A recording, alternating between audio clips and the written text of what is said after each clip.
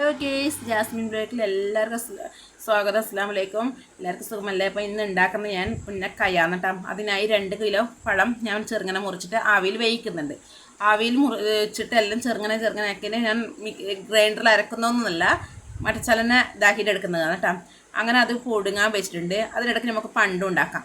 അതിനായി ഞാൻ ഒരു കട്ടിയിൽ പാത്രം ഗ്യാസിൽ വെക്കാം. അപ്പം ഗ്യാസിൽ വെള്ളത്തിൻ്റെ മഴവെള്ളം പോകാൻ വേണ്ടി ഞാൻ ഗ്യാസ് കത്തിക്കുന്നത്, ഇല്ലെങ്കിൽ ലാസ്റ്റ് കത്തിച്ചാൽ മതി.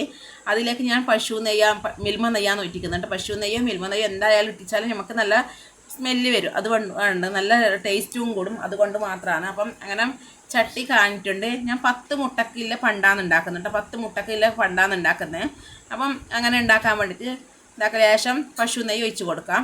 പശു നെയ്യ് എന്ന് വെച്ചാൽ നല്ല ടേസ്റ്റ് വരും. പണ്ടത്തിൽ മുട്ടപ്പണ്ടല്ലോ ഉണ്ടാക്കുന്നത്. അപ്പോൾ നല്ല ടേസ്റ്റ് വരും. അതിന് വേണ്ടിയിട്ടാണ്. അപ്പോൾ കുറച്ച് എണ്ണ ഒട്ടിച്ച് കൊടുത്തിട്ടുണ്ട്. അത് കായുമ്പോൾ അതിലേക്ക് എന്നൊക്കെ സ്പീഡ് കുറക്കാം. നല്ലോണം സ്പീഡ് കുറക്കാം. എണ്ണ നല്ലോണം ചൂടാകുമ്പോൾ സ്പീഡ് കുറക്കാം. അങ്ങനെ 10 മുട്ട പൊട്ടിച്ചിട്ടാണ് ഞാൻ ഉണ്ടാക്കുന്നത്. 10 മുട്ട എല്ലാം പൊട്ടിച്ചിട്ട് അതിലേക്ക് ആവശ്യത്തിനായ പഞ്ചസാര ഇട്ടിട്ട് ഒട്ടാകെ കലക്കി എടുക്കുക. അതിൻ്റെ ഗ്യാസ് ചെറുങ്ങനെ ലോ ഫ്ലെയിമിൽ ഇടാം കേട്ടോ.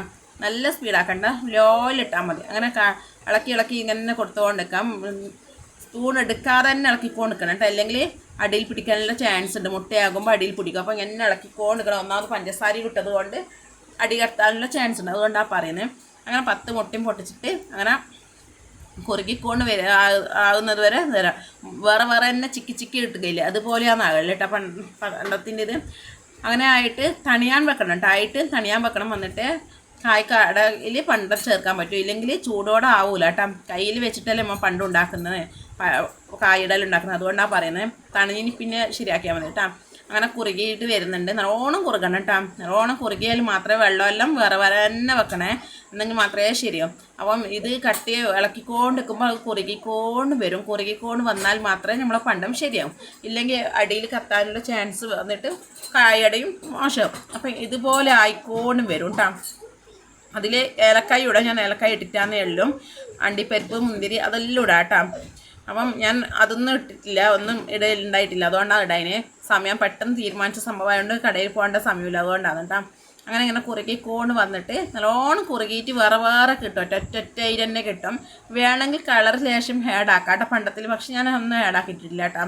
ഹേഡാക്കാതെ തന്നെ ആക്കിയാൽ വെള്ളപ്പണ്ടം മതി എന്ന് പറഞ്ഞിട്ട്.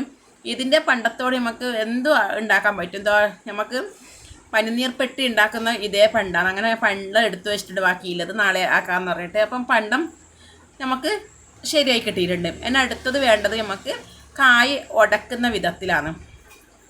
പണ്ടോലെ നേരെ സൂപ്പറായിട്ട് ഇട്ടിട്ടുണ്ട്. അത് തണിയാൻ വെക്കാം നമുക്ക്. അപ്പം കായ് അതിനിടയ്ക്ക് നമ്മൾ ആവിയിലായിട്ടുണ്ട്. അത് ഉടക്കുന്ന വീഡിയോ എടുക്കാൻ വിട്ടുപോയിട്ട്, അതുകൊണ്ടാണ് ഉടക്കുന്ന വീഡിയോ എടുക്കാൻ ഞാൻ കയ്യിൽ വെച്ചിട്ടാണ് ഓരോന്നേം പാത്രത്തിലിട്ടിട്ട് കയ്യിൽ വെച്ചിട്ട് ഉടച്ചെടുത്തതാണ് കേട്ടോ.